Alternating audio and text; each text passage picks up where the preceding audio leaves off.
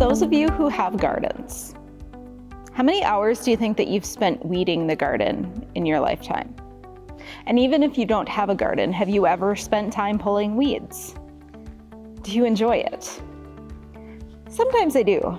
You know, there's this bit of satisfaction when seeing the progress when you weed. A lot of times though, I don't. It's hard to always tell what's a weed and what's not a weed. If you drive by my house on days when I do choose to weed, you'll probably see me with my phone out trying to identify what's a weed and what's a flower that hasn't bloomed yet. And there have been way too many times where in my zealousness to keep my garden freed from weeds, I've ended up pulling plants that I want, either alongside or instead of the weeds. Jesus put before them another parable. The kingdom of heaven may be compared to someone who sowed good seed in his field. But while everybody was asleep, an enemy came and sowed weeds among the wheat, and then went away. So when the plants came up and bore grain, then the weeds appeared as well. And the slaves of the householder came to him and said, "Master, did you not sow good seed in your field? Where then did these weeds come from?" He answered, "An enemy has done this." The slaves said to him, "Then do you want us to go and gather them?" He replied, "No, for in gathering the weeds, you would uproot the wheat along with them. Let both of them grow together until the harvest. And at harvest time, I will tell the reapers, collect the weeds first and bind them in bundles to be burnt, but gather the wheat into my barn." In our gospel text for this week, we have Jesus continuing to tell parables. The parables here are known as the Agrarian Parables, parables having to do with agriculture. Now the thing is, the disciples weren't farmers. No, they were fishermen, tax collectors. One of them was a zealot who was involved in political actions to overthrow the Roman government. But they weren't farmers. Many in the community, though, were, and they would have understood these references. Weeds would choke out the good crops. But in this parable, the landowner who sowed the good seeds does something really unexpected. When the slaves told him about the weeds that had been sown with the wheat, they asked him if he wanted them to pull up the weeds, and he said, "No. If you do, you'll pull up the good plants too. Let them grow together until harvest, and at harvest time we'll separate them out." So, how good are you at identifying what's a weed and what's not? A couple weeks ago, my husband and I were on Madeline Island up in the Apostle Island area, and we went to a restaurant that was just food native to the island, things that they could gather, forage, grow, or hunt. And one of the things that we ate was a salad made with dandelions and cattails. Cattails are actually considered aquatic weeds. It was one of the most interesting salads I've ever eaten. Did you know cattails actually taste good? They do. Dandelion leaves are a little bit bitter when they're raw, but the fact that this salad was made almost entirely from things that were considered weeds, that was pretty amazing because it tasted good. Now, what about people? Can you tell by looking at a person if they're a weed or if they're wheat?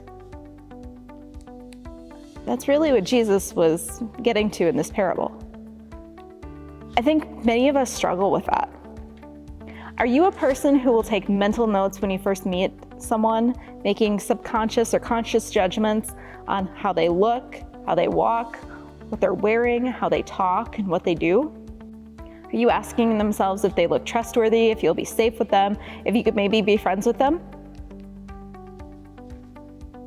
And if you answered no, well, I think you might be lying, or a little naive, or maybe a little both. Because the truth of the matter is, we do make judgments on others.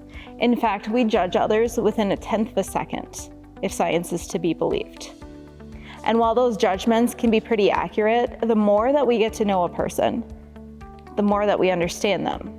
And the more that we understand them, the more complex and complicated they become, because we are complex and complicated beings.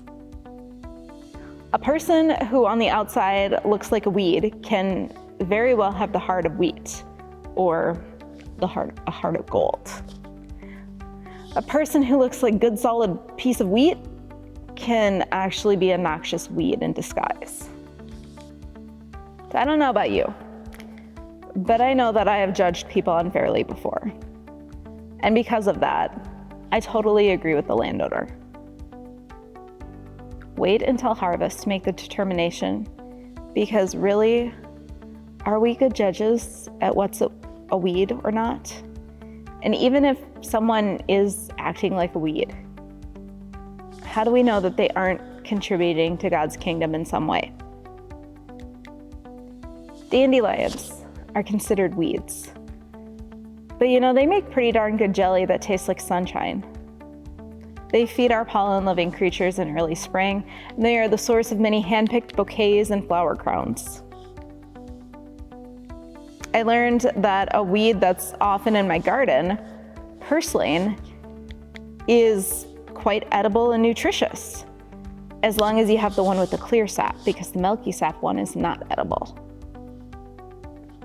It makes me think, will I be as quick to pull it out and throw it away the next time I'm working on my garden? Stinging nettles are also edible after they've been boiled or dried, and they can be put in creams to help reduce inflammation and encourage healing. But before they're dried or boiled, though, they cause a reaction to your skin. And there are also some beautiful plants that are super poisonous or toxic.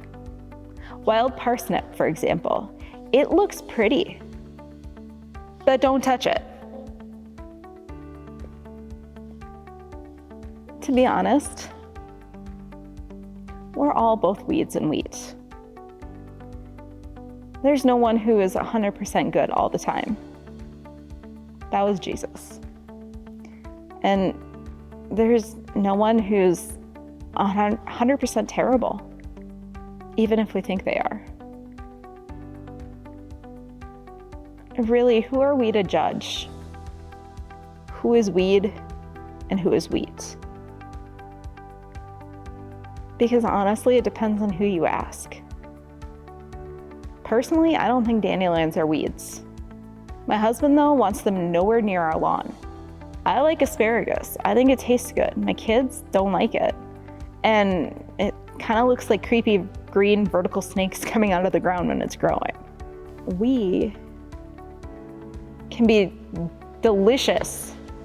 We can be a healing balm for someone, but we can be poison for others. And we wouldn't want to be judged for eternity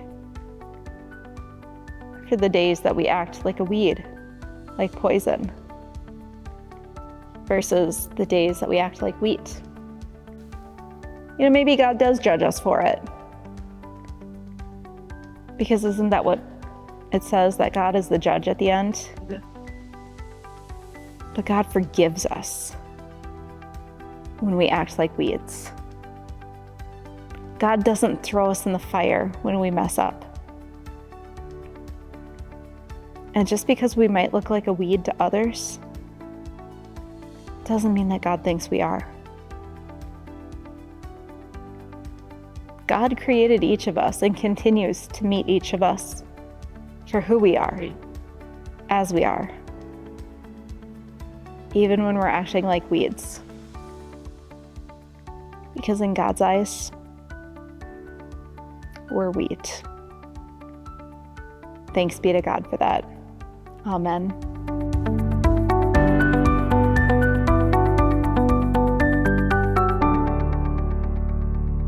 A couple of reflection questions for you to take and use to go deeper into the message this week. The first, do you consider yourself a weed or wheat? Honestly. And why is that? The second, what do you do when a person that you thought was wheat acts like a weed, or a person that you thought was a weed acts like wheat?